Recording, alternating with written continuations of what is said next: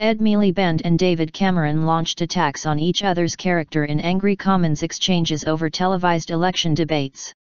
The Labour leader accused the PM of chickening out of a debate with him, saying, like all bullies, when the heat is really on he runs for cover. Mr Cameron attacked Mr Miliband as despicable and weak for not ruling out a post-election deal with the SNP. It came amid a fresh effort to break the TV debate deadlock.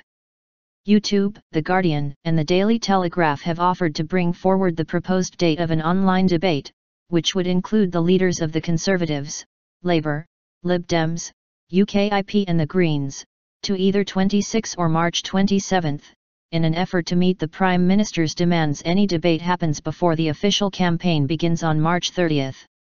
Downing Street has said it will look at the proposals. Wriggle off.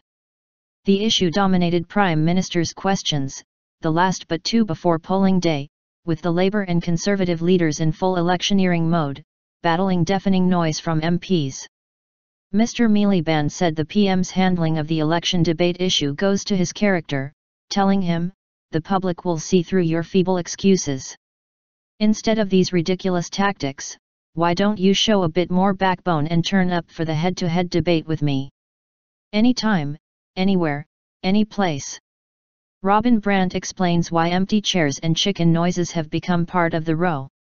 Mr Cameron claimed Mr Miliband was despicable for trying to crawl into Downing Street in alliance with people who want to break up our country.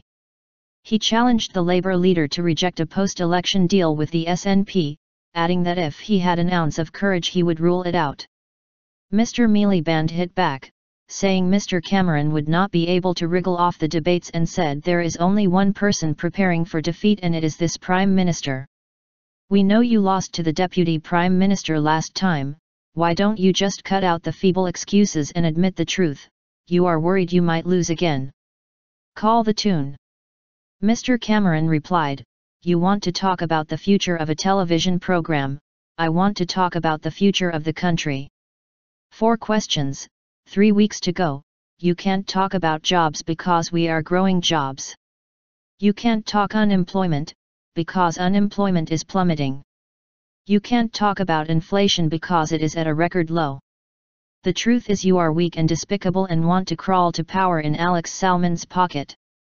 He said the head-to-head debate should be between the two people who actually call the tune, that is me and Alex Salmond.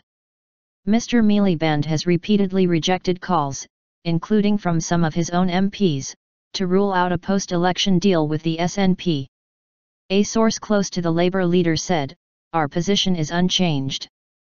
The only way to get a Labour government is to vote Labour and we will leave it to others to talk about post-election scenarios." The SNP's leader at Westminster, Angus Robertson, predicted Labour would have to do a deal with the SNP. "There is an offer on the table," he said. "If the numbers are such that the Labour Party cannot command a majority they will have to work with the SNP." Although neither leader referred to the digital debates option in the Commons, Conservative Party Chairman Grant Shapps told the BBC's Daily Politics that seemed a plausible way forward. Courage.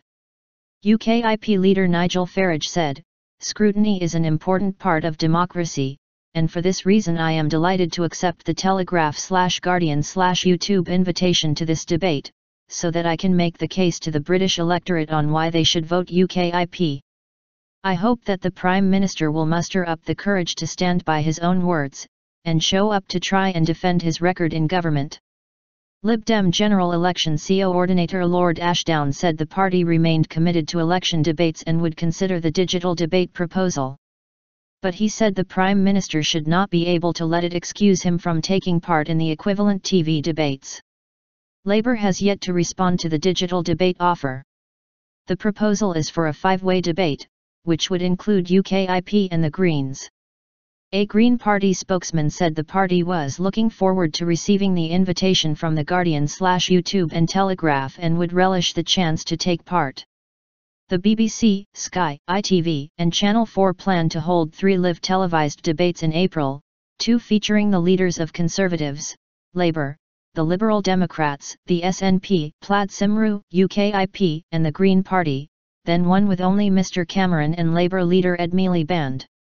But they face a threat from the Democratic Unionist Party, DUP, which is angry at being excluded and is calling for an independent body to be put in charge of television election debates in a Commons debate on Wednesday. And last week Mr. Cameron said his final offer was to take part in a single debate of 7 party leaders before March 30, an offer which was rebuffed by the broadcasters who said they would go ahead with their 3 planned debates with or without him. That stance came under fire on Wednesday morning from former BBC, ITV, and Channel 4 boss Lord Grade, who suggested broadcasters were breaching impartiality rules and playing politics. The Conservative peer said it was not acceptable for unelected journalists to replace David Cameron with an empty chair if he refused to take part in any televised debates. In a joint response to Lord Grade's comments, the broadcasters said they were trying to deliver debates because we know our audiences want them. In 2010 they were watched by more than 20 million people and our research suggests there is an appetite for them in 2015. We have issued invitations to 7 party leaders and we continue to hope they will all agree to take part, they added.